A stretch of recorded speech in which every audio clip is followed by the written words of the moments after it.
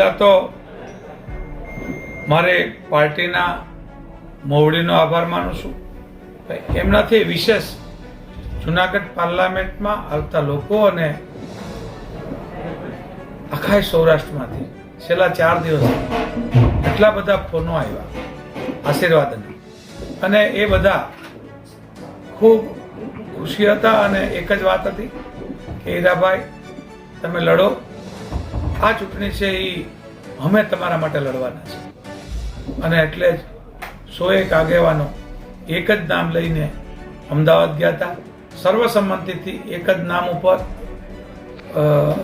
આવ્યા, અને એક નામ સર્વસંમતિથી થયું ત્યારે ચોક્કસપણે આ સીટ પ્રજા જ્યારે લડતી હોય ત્યારે મારી જીત નિશ્ચિત છે, એમાં કોઈ શક નથી. જોકે આપ જોઈ શકો છો કે ગયા વખતે માત્ર 1.5 લાખ જેવા મતોનો ફરક હતો, એટલે કે 75,000 મત ફરે તો સ્વાભાવિક રીતે ગયા વખતે હારી જાય. સાથે સાથે ગઈ ધારાસભાની ચૂંટણીનું કેલ્ક્યુલેશન કર્યું તો આપ પાર્ટી અને કોંગ્રેસ પાર્ટીના મતો અત્યારે એલાયન્સ છે, અને એ પ્રમાણે આમ પણ આરામથી જીતી જાય છે. એટલે આ ભાજપનો ગઢ નથી, એ ભ્રમ છે. અત્યારે તો મતદારો જ મારી પાસે વાત લઈને આવ્યા કે આ સંસદ સભ્ય 10 વર્ષથી ક્યાંય મળતા નથી.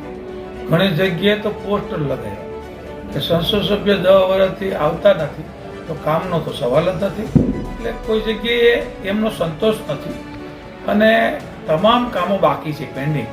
એટલે ખૂબ કામય કરવા પડશે, અને હું એ કામ કરીશ. એ પ્રજાને વિશ્વાસ છે, અને મને મારી જાત ઉપર વિશ્વાસ છે કે આ બધા એમના 10 વર્ષના પેન્ડિંગ કામો છે પ્રાયોરિટીના ધોરણે હું પહેલાં પૂરા કરીશ.